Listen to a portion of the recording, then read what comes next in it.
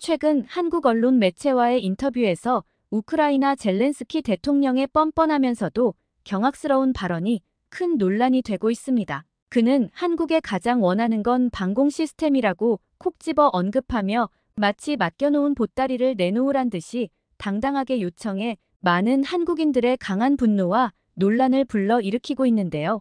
뒤이어 더욱 믿기 어려운 충격적인 발언들이 이어졌다고 합니다. 특히 우크라이나를 도우지 않으면 한국이 북한에게 당할 수도 있다고도 하는데요. 핵 문제도 아니라고 하는데 대체 한국과 우크라이나 간에는 무슨 얘기들이 오갔던 것일까요? 이와 관련해 우크라이나의 한 연구원이 올린 글이 화제가 되고 있다고 합니다. 해외 각국의 네티즌들 사이에서도 의견이 분분한 상황이라고 하는데 대다수는 충격적이란 반응을 보이고 있다고 합니다. 해당 글을 긴급 번역해 알려드립니다. 저는 우크라이나의 방위산업체에서 연구원으로 일하고 있는 미로슬라바입니다. 사실 저는 여자이지만 어릴 때부터 군사기술과 무기에 대한 관심이 남달랐어요. 아버지께서 우크라이나 군대에서 오랜 시간 장교로 복무하셨기 때문에 집안 곳곳에는 아버지가 모아두신 군용 모형 장난감과 전쟁사를 담은 책들이 즐비했죠. 저는 그 장난감들을 가지고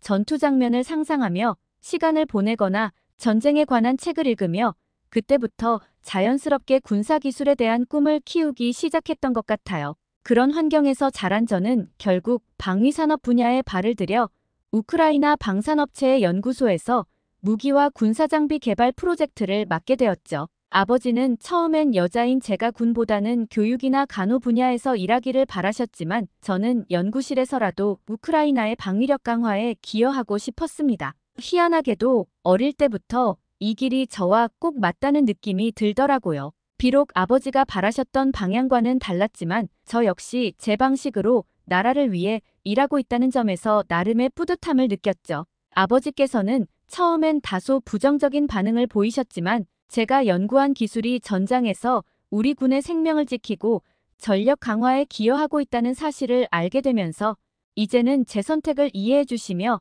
힘이 되어 주고 계십니다. 연구소에서 일하며 저는 자연스럽게 세계 각국의 방산업체와 무기 개발 소식을 접하게 되었고 유럽과 미국 그리고 특히 한국의 방위산업이 얼마나 발달했는지에 대해 익히 알고 있습니다. 그런데 저는 솔직히 처음에는 한국을 보고 무슨 듣도 보도 못한 나라가 이렇게 자꾸 주목받는 거지 라고 생각하기도 했어요. 유명한 정도로만 따지면 오히려 한국보다는 북한이 훨씬 더 알려져 있었지 한국은 저에게 굉장히 생소했죠. 그만큼 과거에는 한국이 방위산업에서 그리 두각을 나타내지 않았기 때문에 제가 한국의 방산업체 소식을 접할 때마다 솔직히 놀라움을 금할 수 없었습니다. 사실 그전에는 한국에 대해 아는 것이 거의 없었기 때문에 한국이라 하면 과거 한국 전쟁을 겪고 지금은 분단 상태에 있는 나라라는 정도로만 알고 있었거든요. 전후에 얼마나 발전한 나라인지조차 제대로 알지 못했죠. 하지만 이후 유럽에서 열린 전차 성능 평가 훈련을 계기로 한국에 대한 제 생각이 완전히 달라졌습니다. 폴란드에서 열린 이 훈련에서는 유럽 각국의 대표 전차들이 모여 성능을 겨루었는데 그 자리에서 한국의 K2 전차가 정말 완벽에 가까운 모습을 보여준 겁니다. 훈련에는 미국과 독일, 스페인, 프랑스 등 세계 각국의 우수한 전차들이 참여했는데 K2 전차는 비탈진 경사와 험난한 지형도 거침없이 오르며 놀라운 기동성을 보여주었고 명중률도 거의 100%에 달해 다른 전차들을 압도하며 현장에 있던 유럽의 많은 방산 전문가들을 완전히 매료시켜버렸죠. 저 역시 이런 결과를 접하며 믿기 어려울 정도였어요. 특히 K2 전차가 미국의 에이브람스 전차나 독일의 레오파드 전차와 나란히 경쟁하는 모습을 보았을 때는 충격적이기까지 했습니다. 대체 한국이 언제 이렇게 발전해 미국과 독일의 전차와 경쟁할 만큼의 성능을 갖춘 걸까 싶었어요. 아니, 어떤 면에선 더 뛰어나 보이기까지 했죠. 한국과 방산 계약을 체결한 폴란드의 두다 대통령이 그 모습을 바라보며 흐뭇한 표정을 짓던 장면은 아직도 기억에 남습니다. 게다가 무기 성능뿐만 아니라 한국 방산업체들은 생산 속도에서도 세계 최고 수준을 자랑했죠. 계약을 체결한 지 몇 달 만에 수십 대의 전차와 자주포가 폴란드에 인도되는 걸 보고 정말 놀라지 않을 수 없었어요. 미국이나 유럽의 방산 강국들도 이런 물량을 맞추는 데에는 한참이 걸리곤 하거든요. 이렇듯 한국 방산업체들은 성능, 가격 그리고 생산 속도까지 모든 면에서 강력한 경쟁력을 확보하고 있었습니다. 그래서 폴란드를 비롯해 유럽과 중동 여러 국가가 한국 무기 도입을 결정하게 된 것도 단박에 이해가 되었죠. 이제 한국은 더 이상 신생 방산국이 아니라 방산 강국들과 어깨를 나란히 하며 세계 시장에서도 충분히 경쟁할 만한 위치에 서 있다고 생각되었고, 앞으로 방산 시장에서 한국의 행보를 주의 깊게 지켜볼 필요가 있다고 느꼈죠. 이러한 점은 아버지께서도 비슷하게 느끼고 계신 것 같았습니다. 어느 날 아버지께서는 식사 자리에서 저에게 먼저 한국 방산에 대한 말씀을 꺼내시더군요. 요즘 우크라이나 전선에 한국 무기가 있다면 정말 큰 도움이 될 것 같아. 성능도 성능이지만 그 빠른 생산 속도는 전력 보충이 절실한 지금 우리에게 정말 꼭 맞는 지원일 텐데 말이야. 아버지의 말씀을 듣고 저도 깊이 공감하며 맞장구를 쳤습니다. 최근 전선에서 무기 부족의 압박이 심각한 만큼 빠르게 무기를 공급할 수 있는 파트너가 얼마나 중요한지 저 역시 절실히 느끼고 있었거든요. 그래서 저도 아버지께 한국 방산업체들이 얼마나 빠르게 무기를 인도하는지, 그리고 그들이 구축한 놀라운 생산 능력 규모에 대해 제가 본 것들을 이야기해드렸습니다. 아버지는 제 말을 들으며 잠시 생각에 잠기더니 고개를 끄덕이며 말씀을 시작하셨어요. 사실 얼마 전 국방부에서 장교 2명을 한국에 보냈다. 우리 쪽에서 직접 무기 지원을 요청하러 간 거지. 아버지의 말을 듣고 저는 순간 놀랐습니다. 한국과의 무기 지원 논의가 이미 군 내부에서 구체적으로 진행되고 있었다니, 이 논의가 단순히 말로만 오가는 것이 아니라 실제 내부 차원에서 구체적인 조치로 꾸준히 옮겨지고 있다는 걸 깨닫게 되었죠. 하긴 한국이 몇 차례 거부 의사를 밝혔다고는 해도 한국의 무기를 쉽게 포기하기는 아쉬웠을 거라는 생각이 들었습니다. 아버지께서는 이어서 우크라이나 국방부가 한국을 설득하기 위해 정말 철저하게 준비했다고 덧붙이셨어요. 특히 한국이 우크라이나에 무기를 지원해야 할 이유를 구체적으로 전달하기 위해 이를 북한의 러시아 지원이 한국에 가져오게 될 치명적인 위협과 연결지어 설명했다고 하더군요. 즉 북한이 러시아에 파병하게 되면 이는 단순히 우크라이나에 대한 위협에 그치지 않고 한국에게도 심각한 위협이 될 가능성이 크다라는 것이 우크라이나 측의 설명이었는데요. 아버지는 북한이 이번 파병을 통해 러시아로부터 군사적, 경제적 지원을 받는 건 물론이고 그동안 받기 어려웠던 미사일 기술 같은 첨단 기술까지도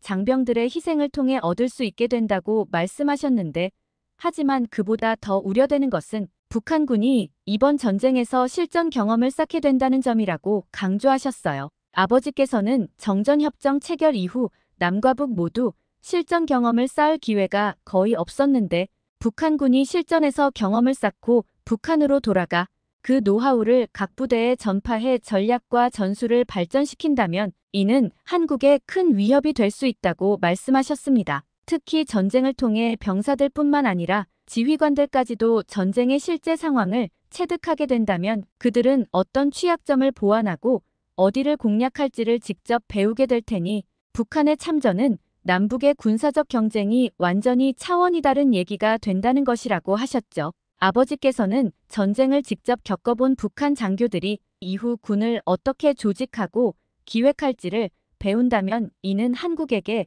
훨씬 더 심각한 안보 위협이 될 수 있다며 깊은 우려를 나타내셨습니다. 또한 아버지께서는 우크라이나 전선에서는 최신 무기들이 많이 사용되고 있는데 특히 드론과 관련된 기술을 북한이 배워갈 수 있다며 만약 북한이 이를 국지 도발에 활용하게 된다면 한국에게는 매우 골치 아픈 상황이 될 것이라고 지적하셨습니다. 최근 전자전과 드론전이 현대전의 핵심이 된 만큼 당장 북한군이 이 기술들을 익히게 되면 한국 안보에 미치는 영향이 심각할 수 있다는 말도 덧붙이셨죠. 이런 배경에서 이번에 국방부 소속 페트로야첸코 소령이 한국을 찾아가 살상 무기를 지원해줄 경우 우크라이나가 그간 축적해온 드론 운용의 실전 경험과 전략을 한국과 공유할 수 있다는 제안을 한 것이라고 하셨어요. 실제로 야첸코 소령은 우크라이나 국방부에서 지난 10년 동안 드론을 활용해 전황을 바꾸는데 주력해왔다고 합니다.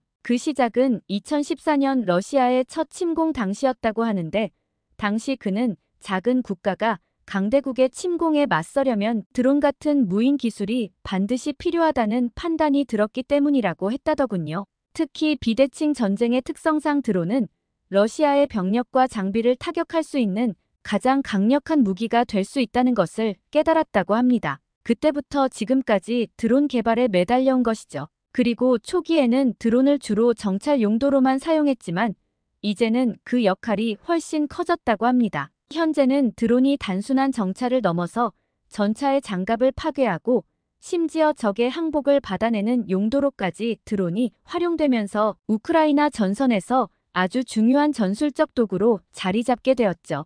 우크라이나 측은 이러한 드론의 중요성을 한국에 강하게 어필하려 했던 것 같았어요. 즉 드론 운영 노하우를 제공해 줄 테니 살상 무기를 지원해 줄 수 없는지 한국에 요청하러 찾아간 것이죠. 아버지의 이야기를 들으며 저 역시 드론은 단순한 장비가 아닌 전장의 흐름을 바꿀 강력한 도구라는 소령의 말이 실감되었습니다. 실제 2022년 2월 러시아가 우크라이나에 대한 대대적인 침공을 시작했을 당시 아마도 러시아는 8년 전 크림반도를 손쉽게 합병했던 경험을 떠올리며 이번에도 빠른 승리를 예상했을 것입니다. 그러나 전쟁의 양상은 러시아의 기대와는 완전히 다르게 흘러갔죠. 물론 국제사회의 지원과 정치적 상황도 영향을 미쳤겠지만 우크라이나가 지금까지 버틸 수 있었던 이유는 뭐니 해도 드론을 활용한 비대칭 전술 덕분이었습니다. 우크라이나의 드론에 대한 확신은 단순한 신념을 넘어 한국의 살상무기 지원을 요청하며 협력을 제안할 만큼 확고한 것이란 생각이 들었죠. 또한 야첸코 소령은 드론 한 대의 평균 비용이 고작 $500에 불과한데 이 드론이 $250만 상당의 러시아 탱크를 파괴할 수 있다니 그 효율성은 정말 어마어마하다고 강조하며 이제 우크라이나 군은 이 전쟁에서 얻은 경험으로 드론을 세계에서 가장 효과적으로 사용하는 선두주자가 되었다며 자신감을 드러냈다고 합니다. 실제로 우크라이나군의 드론은 지금까지 러시아군의 전차나 장갑차를 약 1만 대 가까이 파괴했습니다. 또한 정확한 수치는 확인할 수 없지만 수많은 러시아 병사들이 이 드론에 의해 목숨을 잃었죠. 현재 러시아 병사들에게 가장 큰 공포의 대상이 된 것이 바로 이 자폭 드론이라고 합니다. 그 두려움은 어찌 보면 당연하게 느껴졌죠. 그러면서 그는 지금까지 쌓아온 우크라이나의 모든 실전 경험과 노하우를 공유할 의향을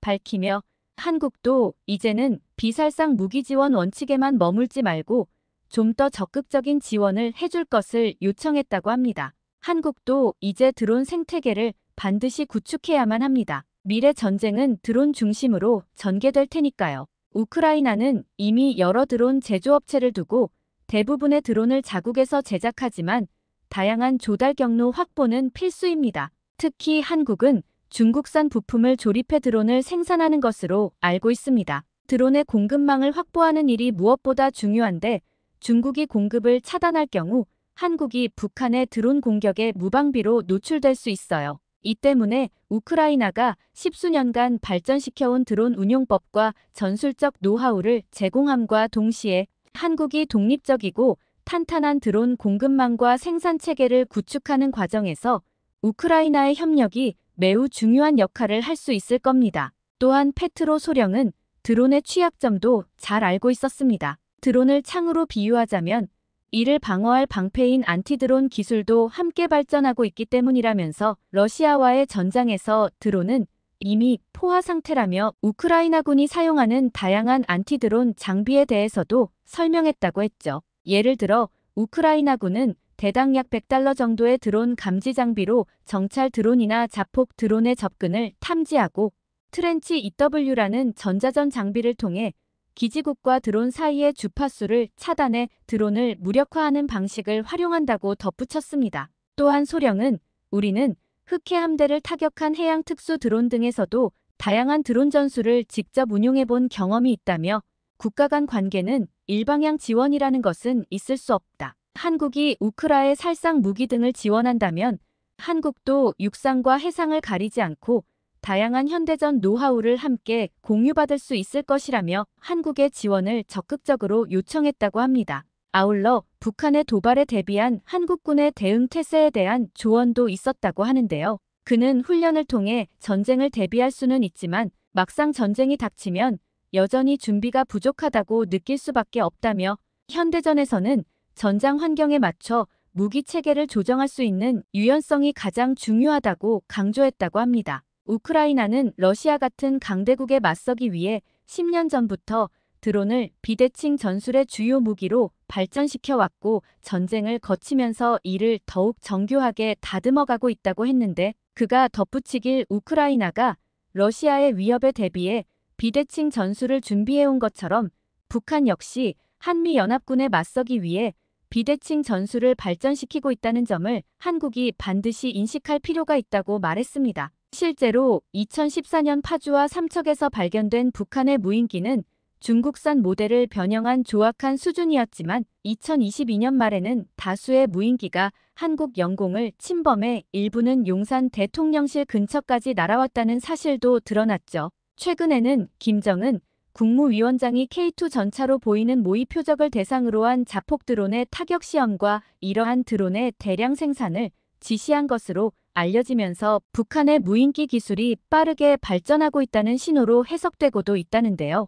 따라서 북한의 도발에 대비하기 위한 드론 전술과 노하우에 대해서도 우크라이나가 확실히 도움을 줄 수 있다는 얘기도 했다고 합니다. 페트로 소령은 물론 한국에서도 드론 개발이 다양하게 진행되고 있다는 점은 알지만 실제 전장에서 드론을 운용해본 경험과 노하우는 전혀 다른 차원의 것이라는 것을 재차 언급했어요. 그리고 소령은 마지막으로 러시아의 우크라이나 침공은 전 세계 모든 사회에 큰 영향을 미칠 것이고 그 결과 전 세계 모든 국가에 파장을 줄 것이라며 한국이 우크라이나를 돕는 것이 결국 스스로를 돕는 길이라는 사실을 강조했다고 하는데요. 이렇게 우크라이나 군 장교들은 직접 한국에 방문해 러시아의 침공에 맞서기 위한 살상무기 지원의 필요성을 설득하려 노력했다고 했어요. 북한과 러시아 간 불법 무기 거래와 대규모 병사 파병으로 전쟁이 장기화하고 심화되는 상황에서 비살상 무기 지원 원칙을 고수하는 한국에도 더 적극적인 역할을 요청한 셈이죠. 저는 아버지와 이야기를 나누며 현대전에서 드론이 얼마나 중요한 역할을 하는지 다시 한번 느끼게 되었는데요. 그리고 향후 미래에는 드론의 활용이 더더욱 확대되어 전투 방식이 완전히 바뀌게 될 것이라는 생각이 들었어요. 여러분들은 드론 전술과 관련된 노하우를 제공하는 조건으로 살상무기 지원을 요청하는 페트로 소령의 제안에 대해 어떻게 생각하시나요? 우크라이나인들 생각과 한국분들의 생각은 다를 수 있으니 문득 궁금해지네요. 그리고 최근 젤렌스키 대통령은 한국 언론과의 인터뷰에서 우크라이나가 현재 러시아에 맞서기 위한 방공망을 완전히 구축할 시간이 부족하다며 한국으로부터 필요한 방공 무기로 특히 천궁과 현궁을 언급하는 듯한 뉘앙스를 전했다고 하는데요. 한국의 방어 체계에서 천궁은 중거리 방공 미사일로 현궁은 대전차 방어용으로 잘 알려져 있고 비호복합과 같은 방공 시스템도 필요하다는 점이 언급된 것으로 보입니다. 젤렌스키 대통령은 이어서 양국 정보기관 간 협력의 중요성을 강조하며 한국이 북한의 실제 역량과 북한 군인의 전투력을 확인하고자 한다면 우크라이나에서 관련 자료에 접근할 수 있는 것도 도움이 될 것이라고 이야기했다고 합니다. 또 우크라이나 측 대표단의 한국 파견 계획에 대해서도 언급했는데 북한군이 우크라이나에서 교전에 나선 이후 구체적인 요청서를 제출하겠다고 했다더군요. 이 대표단은 한국을 직접 방문해 살상 무기 지원을 포함한 협력 방안을 재차 논의할 예정이라고 말했죠. 제 생각이지만 아마 미국의 분위기를 본 뒤에 파견 날짜를 정할 것 같기는 해요. 아무튼 한국 정부도 우크라이나에 무기를 지원할지 여부를 두고 고심을 거듭하고 있는 상황이라고 하는데요. 현재로서는 조심스러운 입장을 유지하고 있으며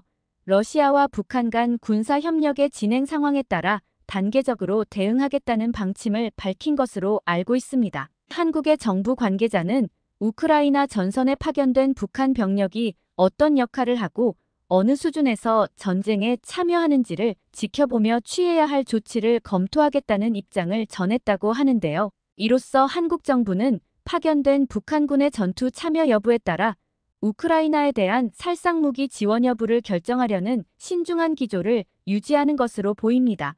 참고로 젤렌스키 대통령은 북한군 전쟁 포로가 붙잡힐 경우 한국으로 송환될 가능성은 없다고 못 박았습니다. 이는 러시아에 붙잡힌 우크라이나군 포로와 교환할 자원을 늘리기 위한 것이라고 설명했죠. 식사 자리에서 아버지와 이야기를 나누며 여러 생각이 오갔습니다. 우리 국방부 소령이 한국에 살상 무기를 요청하러 간 이야기부터 시작해 러시아와 북한 간의 군사 협력, 그리고 한국이 우크라이나 지원을 신중히 검토하고 있다는 소식까지 대화 속에서 전해진 내용들은 단순한 뉴스 그 이상의 무게로 다가왔죠. 그리고 이러한 복잡한 상황 속에서 한국이 어떤 결정을 내릴지에 대한 궁금증은 더욱 커졌어요. 사실 한국 내 여론을 알아보긴 했는데 우크라이나에 대한 살상 무기 지원에 반대하는 목소리가 많기는 하더군요. 그럼에도 불구하고 야첸코 소령의 드론의 운용 노하우를 제공하겠다는 제안은 서로의 전략적 자산을 공유하겠다는 차원에서 나쁘지 않은 제안으로 보였고, 그래서 조금 기대가 되기도 합니다.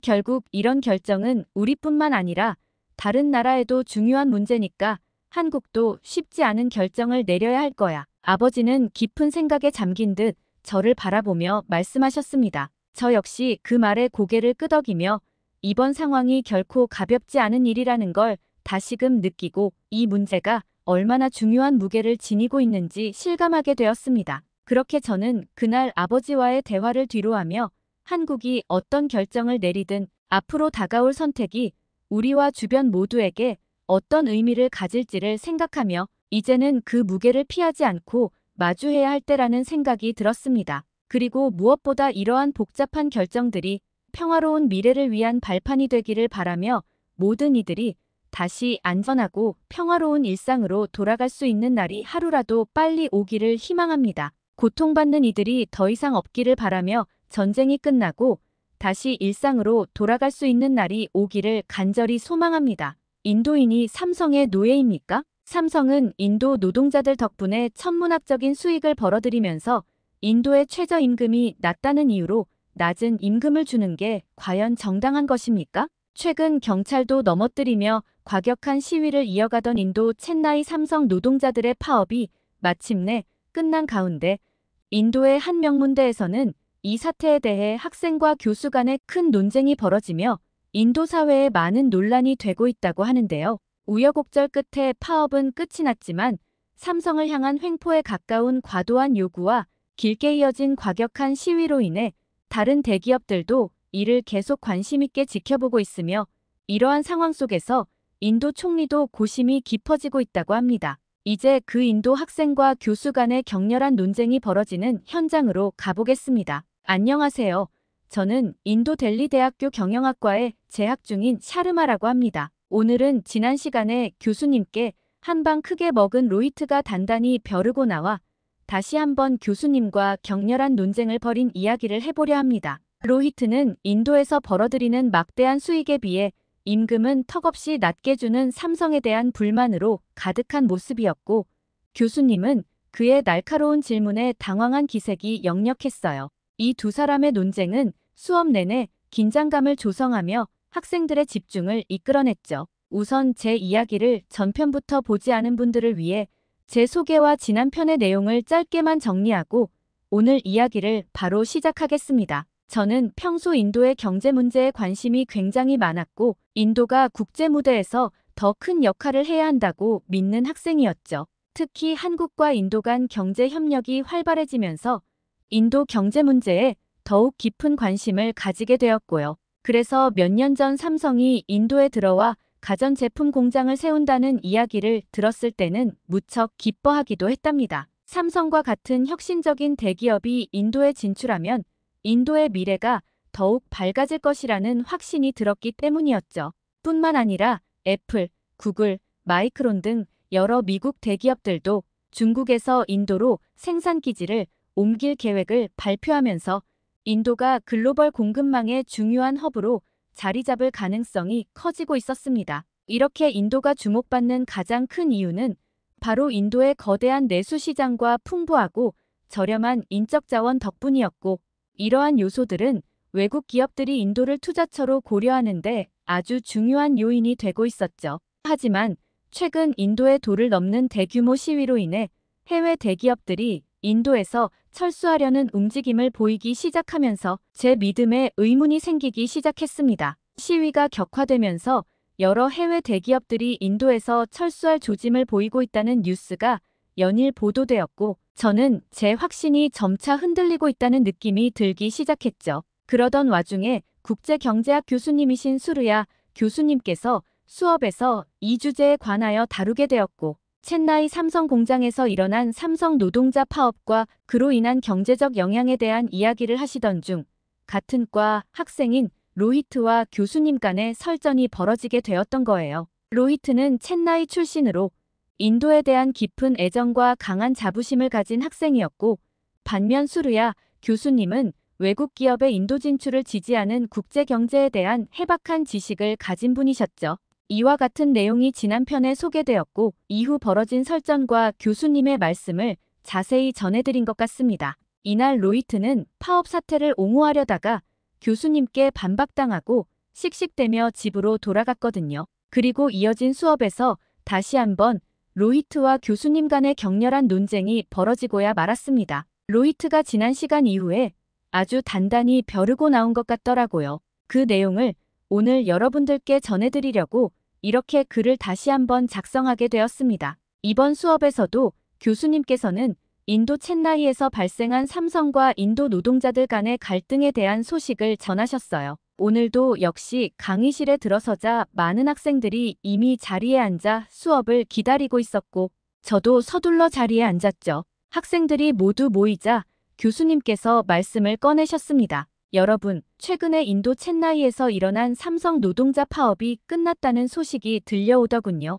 기쁜 소식입니다. 교수님께서는 강의를 시작하자마자 인도 첸나이에서 발생한 삼성전자와 노동자들 간의 갈등이 최근 노사 합의를 이루었다는 소식을 언급하시며 웃어 보이시더군요. 그리고 교수님은 삼성과 인도 노동자 간의 갈등은 단지 기업과 노동자 간의 문제가 아니라 현대 글로벌 경제의 구조적인 문제를 되돌아볼 수 있는 중요한 사건이었다고 강조하셨습니다. 학생들은 고개를 끄덕이며 교수님의 말씀을 계속 경청했죠. 이번 갈등은 단순한 임금 인상 요구 이상의 의미를 지니고 있습니다. 교수님께서는 이어서 말씀하셨어요. 이번 파업은 외국 대기업들이 인도에서 처할 수 있는 잠재적인 위험을 나타내는 신호로 해석될 수 있는 사건이죠. 특히 애플, 구글 등 글로벌 기업들이 제조 기지를 중국에서 인도로 옮기려는 시점에 이러한 파업이 발생한 것은 인도의 경제 성장과 외국 기업 유치 정책에 심각한 영향을 미칠 수 있어요. 그때 한 학생이 손을 들고 질문했어요. 교수님, 조금만 풀어서 설명해 주실 수 있나요? 교수님은 고개를 끄덕이셨습니다. 이번 사건은 단순히 노사 간의 합의로 끝난 게 아니란 얘기예요. 이번 삼성 파업은 외국 대기업들이 앞으로 인도에서 직면할 수 있는 더 큰 문제의 징후일 수 있다는 말입니다. 글로벌 경제에서 인도의 위치와 외국 기업들이 인도 시장에서 마주하는 현실적인 도전 과제들을 보여준 사건이기도 하죠. 이해가 좀 되시나요? 쉽게 예를 좀 들어볼까요? 저는 순간 로히트를 슬쩍 바라봤어요. 지난 수업 시간에 교수님과의 격렬한 논쟁 이후 이번에도 뭔가 불만이 있는 것처럼 보였거든요. 로히트는 무덤덤한 표정으로 책상을 쳐다보며 깊은 생각에 잠긴 듯 했어요. 아무튼 질문한 학생이 고개를 끄덕이자 교수님께서는 설명을 이어가셨어요. 좋아요. 조금 더 풀어서 설명해보죠. 이번 삼성 파업은 단순히 임금 문제로만 볼 수 없는 복합적인 문제입니다. 이번 사건이 외국 대기업들에게 경고 신호로 보일 수 있는 이유는 CITU와 같은 강성 노동조합이나 공산당 연계단체가 파업을 주도하면서 기업 환경의 불안정성을 드러냈다는 것인데요. 학생들의 눈이 반짝였고 교수님은 잠시 멈추셨다가 말을 이었어요. 이번 파업은 단순한 생산 차질을 넘어 애플이나 구글 같은 글로벌 기업들이 인도에서 비슷한 문제를 겪을 수 있음을 보여줍니다. 구글과 애플이 중국에서 인도로 제조 기지를 이전하려는 시점에 이런 파업이 발생했다. 그들에게는 인도에서 노동 문제가 생기면 생산이 멈출 수 있다는 위협으로 느껴질 수 있을 겁니다. CITU 같은 강성 노동조합이 정치적인 요구나 불법 시위를 벌인다면 이로 인해 공급망이 중단되거나 추가적인 비용이 발생하게 되고 결국 이익에 큰 타격을 줄 수 있음을 의미하게 되는 거죠. 그 순간 피식거리는 소리가 들렸어요. 그 소리의 주인공은 로히트였죠.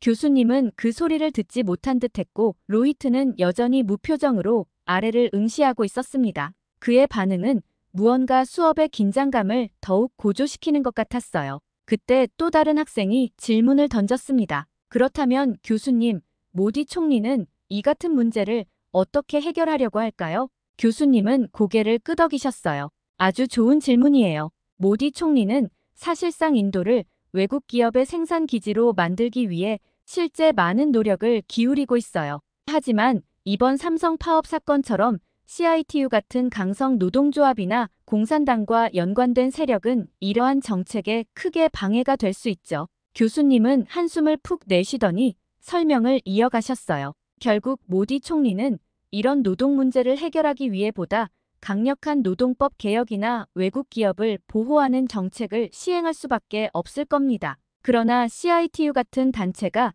여전히 정치적 영향력을 행사한다면 이런 개혁이 쉽지만은 않을 거예요. 결국 외국 기업 입장에서는 그 불확실성이 큰 문제로 다가올 수 있으며 이번 삼성 파업은 그 시작에 불과한 상황인 거죠. 향후 애플, 구글 같은 기업들도 비슷한 문제를 겪을 가능성을 배제할 수 없습니다. 교수님의 설명에 학생들이 집중하고 있던 찰나에 갑자기 누군가가 손을 번쩍 들었어요. 로히트였죠. 로히트 얼굴에는 흥분된 기색이 잔뜩 보였어요. 참다 얘기를 꺼내는 것 같은 모습이었죠. 로히트는 흥분된 목소리로 말을 꺼내기 시작했습니다. 교수님, 그럼에도 불구하고 노동자들의 요구를 무시하는 게 옳다고 보시나요? 삼성은 이미 많은 이익을 보고 있는 기업인데 근로자들이 조금 더 나은 조건을 요구하는 게 그렇게 무리라고 생각하시나요? 삼성 노동자들은 단지 더 나은 생계를 유지하기 위한 요구를 하고 있는 거예요. 또한 인도의 노동 환경을 개선하려는 이들이 반드시 공산당의 영향을 받는다고만 볼 수는 없다고 생각합니다. 마치 교수님과 싸우려는 듯한 로히트의 말투에 강의실에 있던 학생들은 깜짝 놀라 모두 그를 바라보며 주변이 일순간 조용해졌습니다. 교수님은 미소를 띠며 로히트의 의견을 경청한 후 차분히 답변했어요. 로히트가 제기한 문제도 충분히 이해할 수 있습니다. 하지만 여기서 중요한 것은 그 요구가 어디까지 현실적이냐는 점이에요. 현재 삼성은 인도에서 고용 기회를 창출하고 경제 성장을 이끌고 있습니다. 물론 근로자의 권리 보장은 중요한 문제죠. 그러나 지나친 요구는 기업의 경쟁력을 약화시키고 나아가 인도의 경제 성장마저 저해할 수 있어요. 다른 대기업들이 인도를 주목하고 있는 지금 외국 기업들이 인도 시장에서 불안감을 느끼고 철수하거나 생산 기지를 다른 곳으로 옮기면 그 피해는 결국 누가 입게 되는 걸까요? 로히트는 여전히 불만스러운 표정으로 반박했어요. 하지만 교수님, 그렇다고 대기업들이 무조건적인 우위를 차지하게 놔둬야 할까요? 삼성 노동자들이 받는 임금이 인도 내 다른 지역보다 높다고는 하지만 그들이 직면한 물가 상승률이나 생활비를 고려해야 합니다. 그리고 무엇보다도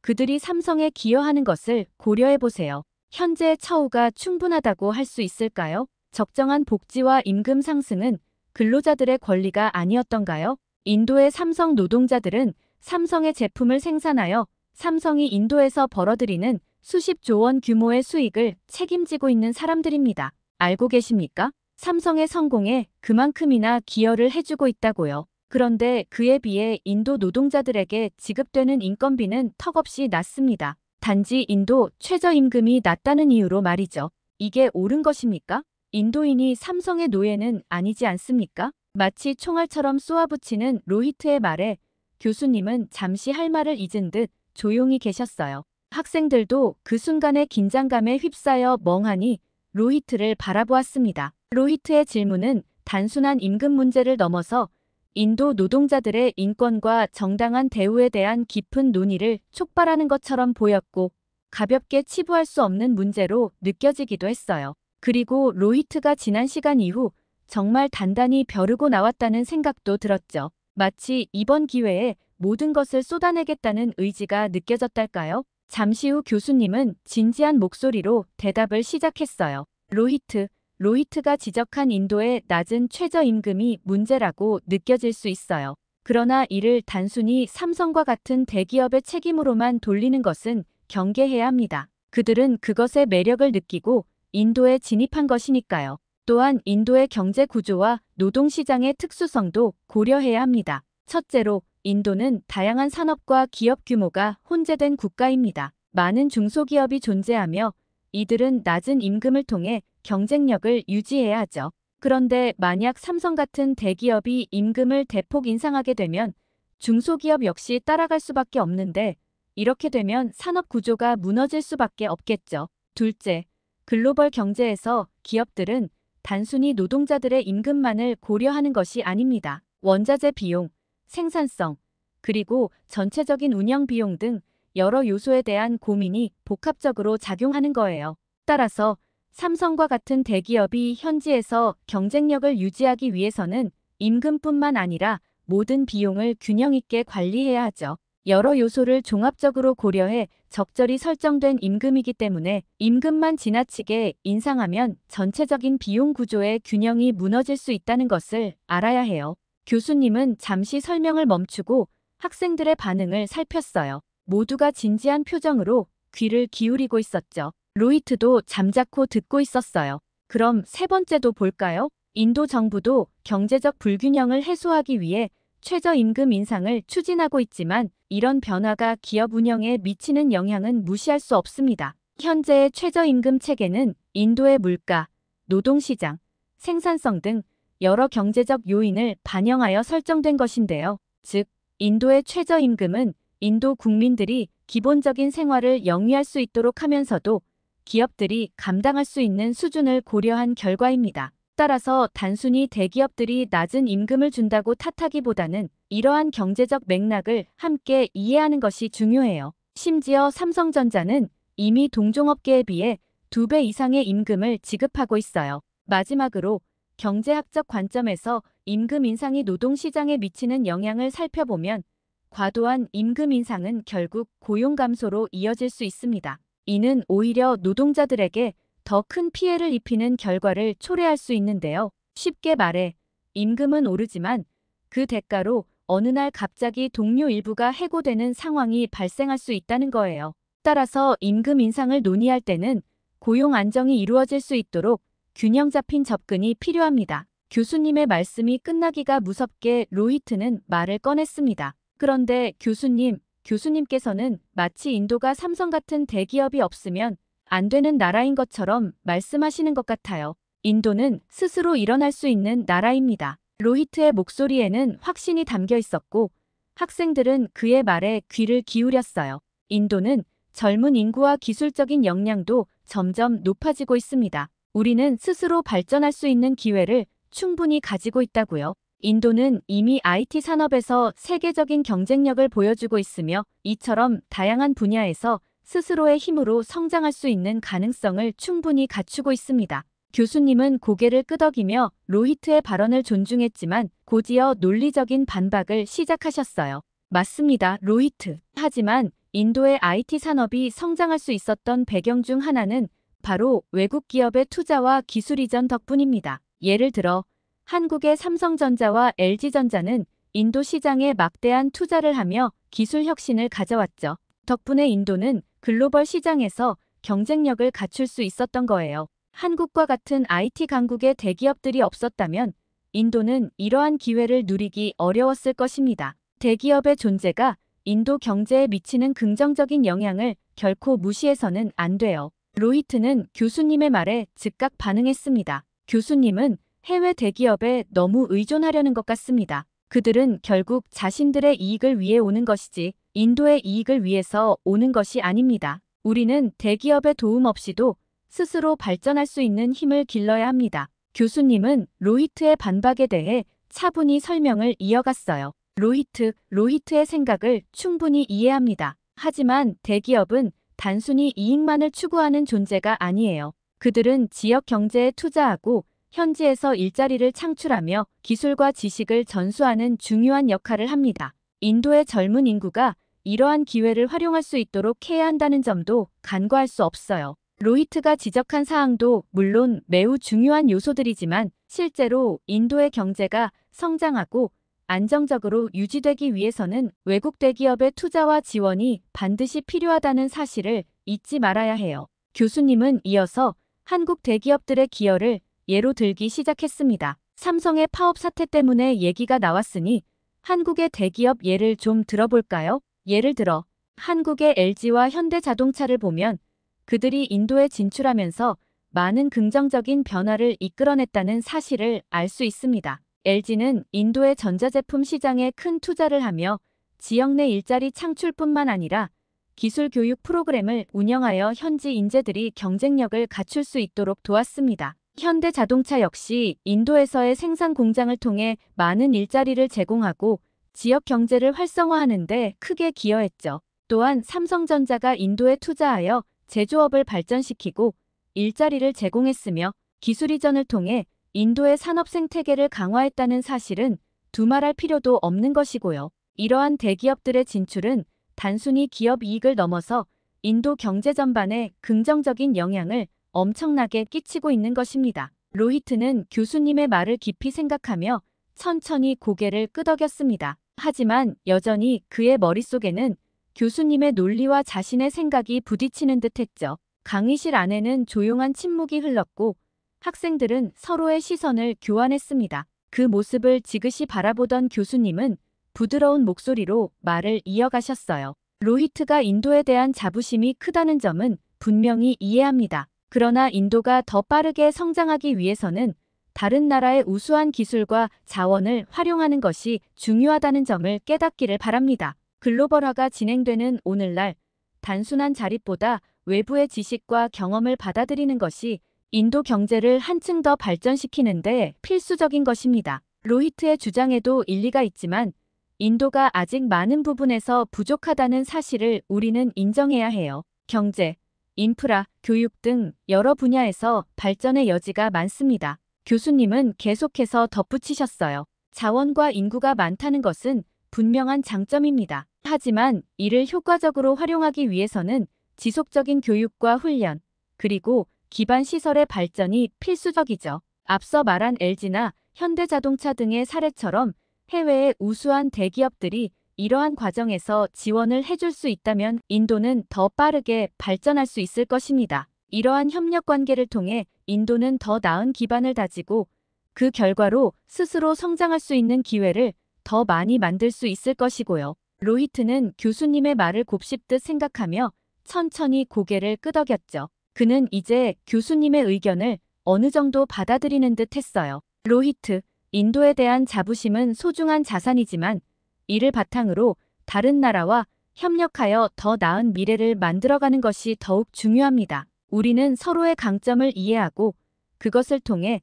더 큰 시너지를 창출할 수 있는 것입니다. 이것은 인도에 해가 되는 것이 아니라 결과적으로 인도에게 더 도움이 되는 길이라는 것을 깨달아야 해요. 강의실의 분위기는 점차 화기애애해졌습니다. 학생들은 서로의 의견을 나누며 인도의 미래를 위한 다양한 가능성을 모색하는 대화에 참여했죠. 로히트도 외부의 도움을 받아들이는 것이 결코 인도의 자부심을 위축시키지 않는다는 것을 깨닫는 듯했고 오히려 이것이 인도를 더 강하고 자립적인 나라로 성장시킬 수 있는 길이라는 확신을 가지는 듯했어요. 결국 로히트는 인도와 세계가 함께 발전할 수 있는 미래를 꿈꾸며 더욱 열정적으로 자신의 의견을 나누기로 결심하는 듯했습니다. 그렇게 삼성 파업으로 인해 벌어졌던 로히트와 교수님과의 논쟁은 인도의 더 나은 내일을 위한 출발점이 되었으며 학생들에게 앞으로의 발전을 향한 여정을 함께 고민할 수 있는 소중한 시간이 되었습니다. 오늘 사연은 여기까지입니다. 오늘 사연 어떠셨나요? 사연을 재밌게 들으셨다면 구독과 알림 설정 눌러주시면 감사드리겠습니다. 여러분들의 소중한 클릭 한 번이 영상 제작에 큰 힘이 됩니다. 끝까지 시청해주셔서 감사합니다.